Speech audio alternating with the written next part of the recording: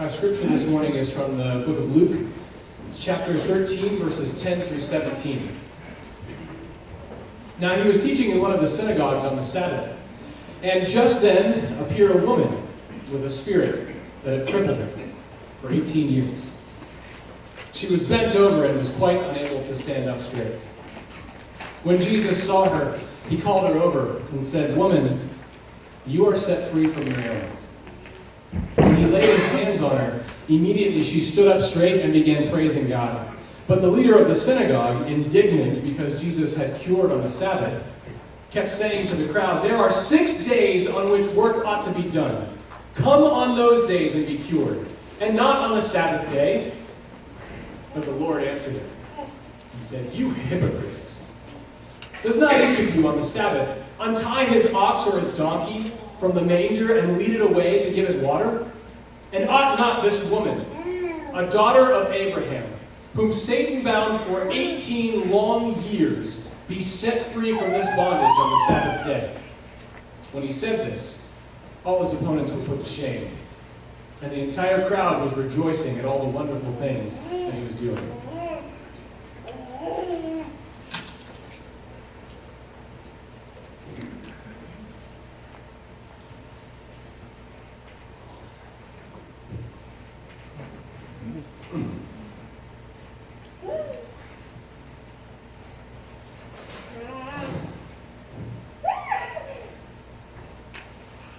It's funny the details you remember and the details you forget. Like, I remember that it was the Sabbath day because all the work had stopped. And everyone had gone to the temple to hear some prophet from out of town.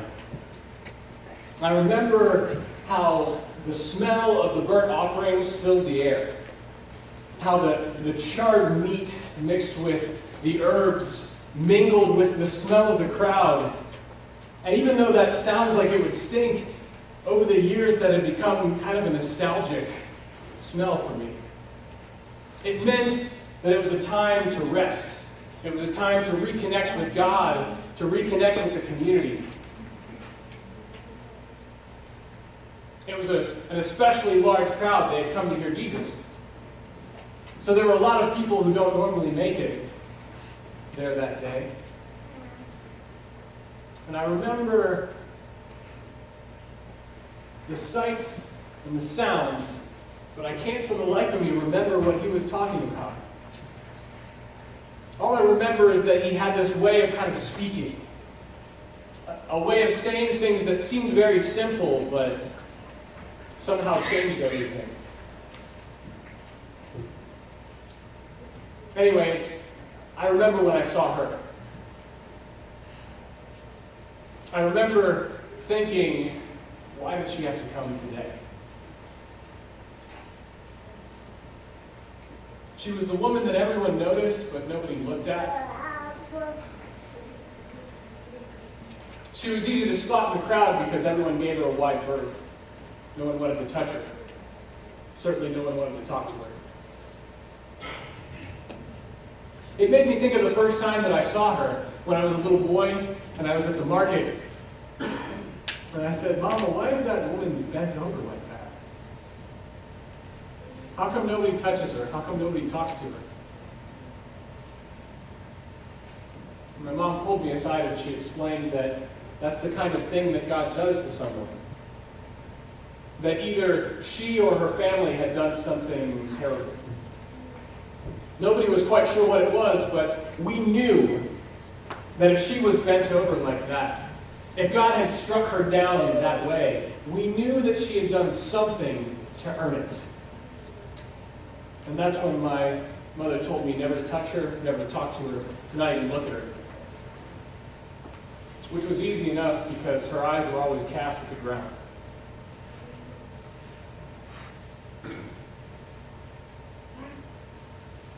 Life was hard enough. It's hard enough to do the day-to-day, to feed the family, to make ends meet. The last thing anyone needs is her sin and her shame rubbing off on their family. So we all just stayed away. We all just gave her a wide berth, tried not to look, tried not to talk. It turned into the only time anyone ever touched her was to push her out of the way or to strike her. So, needless to say, she was easy to spot in the crowd. And all I could think was, why did you come today? It was the Sabbath. It was a time to hear preaching. It was a time to reconnect. It was a time to rest. And here she came to ruin everything, to cause a scene, to corrupt the community with her sin and her shame. And what's worse, she did it on a day when we have a guest. We have an honored prophet who has come to teach. And now, what's he going to think of us? What's he going to think of our town, of our community? What's he going to think of our people when he sees her in the middle of the crowd? As I was looking at her, I realized that Jesus had stopped talking. I realized that a silence had fallen over the crowd. And when I turned back to see what he was doing, he was looking right at her. And that's when I knew it was coming. You see, I had seen rebukings in the past. The temple authorities had this way of publicly shaming people who weren't living up to their standards. They had a way of putting unrighteousness on display, of calling out the people who had done wrong. And you would think that something like that would make you feel better for not being the subject of the shame, but it doesn't work that way. Somehow, whenever they called someone out, somehow whenever someone was shamed publicly, that shame permeates the crowd. And it's impossible to see it without feeling the shame yourself. It's almost like their shame touches something inside of me that's also a shame. And so we all knew what was coming. And we all averted our eyes and we all cringed. Because we knew that the guest, the honored prophet, was about to tear us apart. How dare she come and corrupt his teaching with her shame? And he said, "Woman, come over here." And she couldn't really see him because her eyes were always on people's feet. So she followed his voice. And as she approached, I got ready for the strike that was about to come. And she got up to him and she was looking down at his feet. And he said the strangest thing. He said, "You are set free from your ailment." I mean, how could he? How could he speak with authority on something that God had done? How in the world did he have the power to undo judgment on this woman? How dare he? Who does he think he is? How dare he set her free? And that phrase echoed in my head. Set free. And all I could think was, why did he say set free? But why didn't he say cured? Why didn't he say healed or fixed? Why didn't he say stand up? Why did he say set free? It's like he knew. It's like he knew what it was like to be her. That somehow he understood that her shame and her ailment was a prison.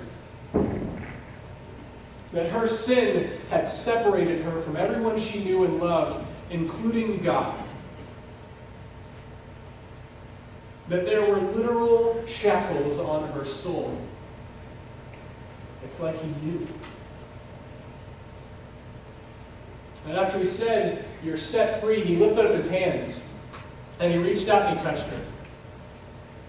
And he didn't push her. He didn't strike her.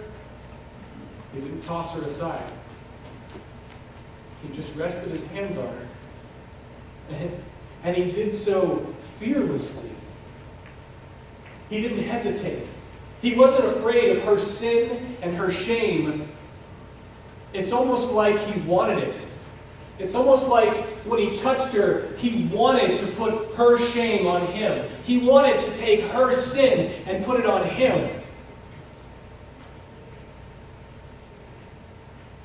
And then her eyes, which were on his feet, always on people's feet, started moving up. And then she was looking at his legs. And soon enough, she crossed his waistline. And then she was at his chest. And it seemed so sudden that she was standing straight and looking at his eyes. And these were probably the first eyes she's seen in years. And they stood there staring face to face, smiling, tears running down their faces. And I thought, how strange it is that I find myself envious of her. This woman that moments ago was bent and crooked, and no one would look at, no one would speak to. And now here in this moment, I find myself envious of her experience. And as they looked in each other's eyes, all I could think is, I want that. I want to know what that feels like. I want to know who this guy is. Because for some reason, he has a power and an authority like I have never seen before. And that's when the authorities spoke up. And they accused him. After he had done this amazing, miraculous thing, they accused him of healing on the Sabbath day, of breaking God's law. They were basically saying that his power was from Satan. His power was from darkness, because he was breaking God's commandments and God's laws. And all the crowd, in fear and in shame, turned our eyes away, because we were afraid. But he didn't. He stood straight, and he looked his accusers in the eyes, and he said, "You hypocrites." And he said that they would feed an animal before they would feed a daughter. Did I hear it right? Did he call her a daughter?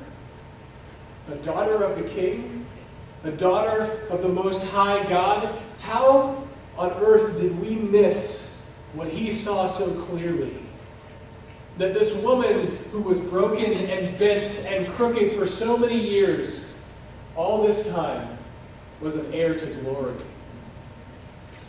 Was an inheritor of redemption and life and healing. And he knew it the instant he saw her. And we missed it.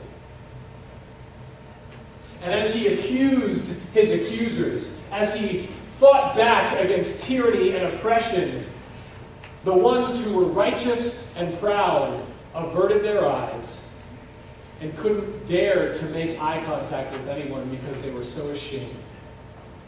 And as they looked down and they bent their necks and their backs to avoid everyone's gaze, all I could think is how they had switched places. How this woman who had spent 18 years staring at people's feet, unable to look anyone in the eye, isolated and ashamed, now stood proud and righteous and restored and renewed. And how the proud and righteous who had used their judgment to hold themselves up now stood ashamed and crooked and bent. In this one phrase, in this one act, he had turned everything around. He changed the whole world order with a simple phrase, "You're set free." And the crowd cheered. Because freedom, just like shame, permeates a crowd. The same way that people share an embarrassment, the same way that someone else's public shame touches my shame, so does life touch my heart. So does renewal and resurrection and healing permeate the crowd, and so we cheered.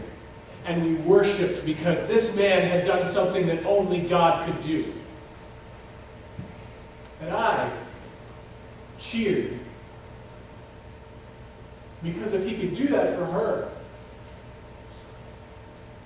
this woman whose shame was on the outside, my shame was in the secret places of my heart. This woman who was bent and crooked physically, that I who am bent and crooked spiritually.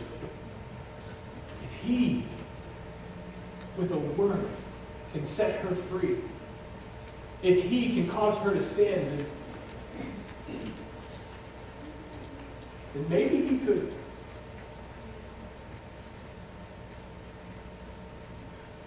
Would he do that for me?